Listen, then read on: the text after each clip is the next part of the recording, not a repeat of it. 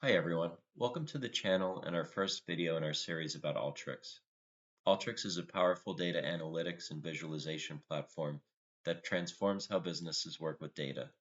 In this series, we'll explore how Alteryx can help you unlock insights, streamline your data processes, and make smarter, more informed decisions.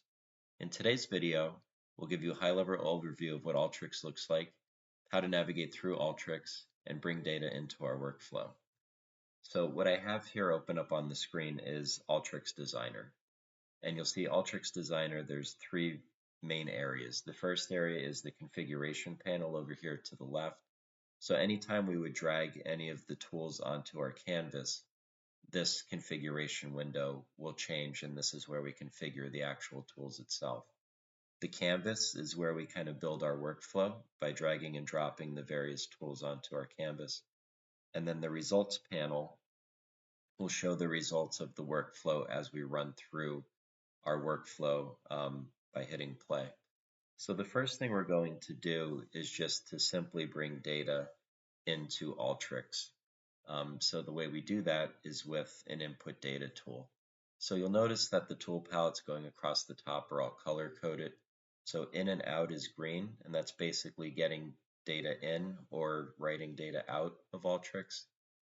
Preparation, which has things like formulas and filters, data cleansing, which we're going to use today, record IDs, and a whole bunch of other things.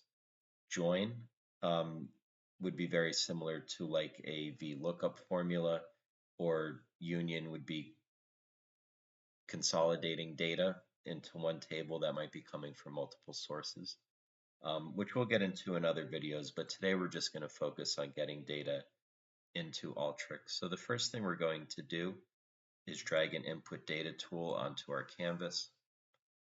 And once that loads, what you'll see is the configuration window will change. And we're going to get a standard file browse. So today I'm going to be working with an Excel file. So I'm going to go ahead and navigate to that Excel file. And what you'll see is when we do click on that, if you've used Alteryx before, you'll see that you'll have files for recent connections. If you haven't used Alteryx before, this is the screen that you would probably get. And from here, you could see Alteryx interacts with all these different types of file types. So just about anything you could think that you would want to bring in to Alteryx, it's very possible. So today, we're gonna work with Microsoft Excel, which is probably the most common file type most people in accounting or finance would work with. So once we click on Excel, we'll get another window navigation here. I'm going to go to my desktop, my Excel file. I'm just going to go ahead and click on my Excel file and click Open. And when you're working with an Excel file, you have to tell Alteryx which sheet we're going to use. So this particular Excel file only has one sheet. You could also bring in a list of sheet names, which I'll feature in another video, and how you could use that to build a macro to go through multiple sheets, multiple tabs, or even multiple files. But today we're just going to bring in all the data that's in the Excel file tab. Go ahead and hit OK. And then here I will actually get a preview of what the first 100 rows of my data looks like. And then I'll also be able to do some more configurations up here. So one of the things that Alteryx asks you is to output the file name as field. I always find it a best practice to do so, and I like having the full path. So now that what this will do is this will create another data field with the actual full path of the file. First row contains data, which it doesn't. Those are the column headers, and I'm starting my data import on line 1. So you could adjust this. So if for some reason the data started on row 3 or 5 or 7, you could adjust that and it would bring it in appropriately. So I'm going to go ahead and hit run. And now what Alteryx will do is read the entire Excel file, and I'll get the results in my results pane.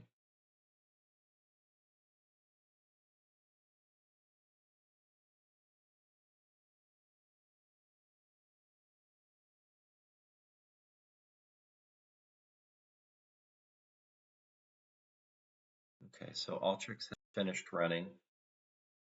I brought that data in. And here we just get some basic information right off the bat. So we know how many records it read in. Here the results panel is only going to show a portion of those results. So right now it's only showing the first 3,400 line items of the 20,000 records that it brought in. As we scroll across the top, you'll notice that there's some color coding up here. Most of these are green. So green is good. That's what we're looking for. We do have a couple yellows, which means that there's some null or there's either going to be null fields in here, which basically means that there's no data, there's no information contained within that particular cell.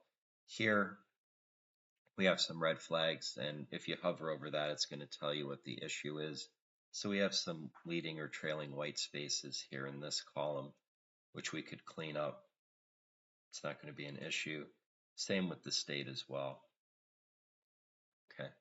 So the next thing we're going to want to do, and this is just the best practice, is we're also going to want to create a unique record ID. And the way we do that is by going to the preparations panel, and there's actually a record ID tool. And we're going to go ahead and we're going to drag that onto our canvas here. And then the configuration panel will pop up for the record ID tool. And we could select the starting value. I generally keep it as 1. It'll be an integer, meaning that's just going to be a numeric value. And then we could pick the position as either the first column or last column. I like to have it in the first column, so I'm just going to leave that there. Now, if we run this here, you'll see that first column will now be record ID. It's basically just going to be a count of the records going down. But that's also useful in tracing specific line items through a workflow. So I think that's the best practice to always include that. The next thing we're going to want to do is we're going to want to bring in a select tool into the canvas. So I'm going to go ahead and drag that and connect it right after the record ID tool. And what this is going to list is all of my columns or my data fields, and then the type of information that's contained within that. So right now the record ID is treated as an integer, a number.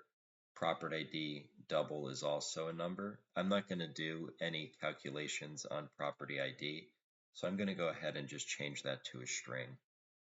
So it's a best practice to make sure that all your numeric fields are either an integer, a double, or some type of fixed decimal. All your string fields are string. And basically the way I like to think about this is if I'm not going to do any type of mathematical function on a column header, meaning I'm not going to do a sum or anything like that, I generally keep that as string. And then that's also important when we get into using the formula tool, because if we're doing a string operation, it can only be done on columns that have a property type of string. Same thing if we were going to do a formula as like a sum, that column would need to be some type of numeric value. So making sure that our columns are the correct values will help us later on when we add more functionality to the workflow. So I'm going to go ahead and run this here to just show you that the record ID will populate in the first column.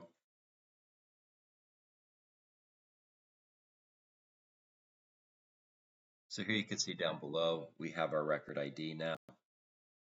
We have our various columns set to the appropriate data types that we need. So the last thing I'm going to do for today is actually take care of these nulls as well as the leading and trailing white space. So the way we do that is, again, in the preparation toolkit, there's this data cleansing tool. So I'm going to go ahead and drag that onto my canvas here, make sure that it connects right after the select tool. And then here, this has a lot of different functionalities. So this one tool here, we could remove null rows, meaning that if there was a row that had no information at all in it, it would remove it. Same thing if there was a column in your data set that didn't have any information in it, it would remove that. And then you get to select which field you could do any of these things to. So here we're going to select all. If the field is a string field, it's going to replace any nulls with blanks. If it's a numeric field, it's going to replace those with a 0. And then also I'm going to remove leading and trailing white space.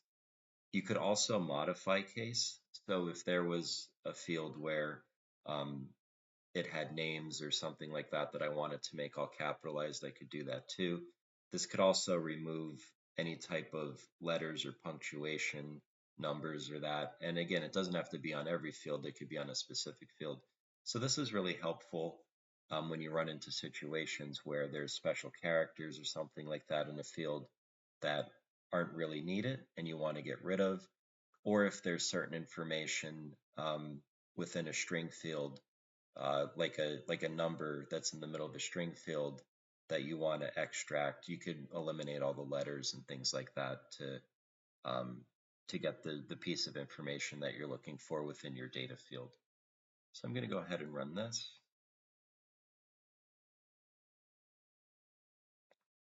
And then we should see at the end after this runs is all of those yellows and the red flags should be no more because the data is going to be cleaned. And then that basically tells us that our data set is ready for any further analysis.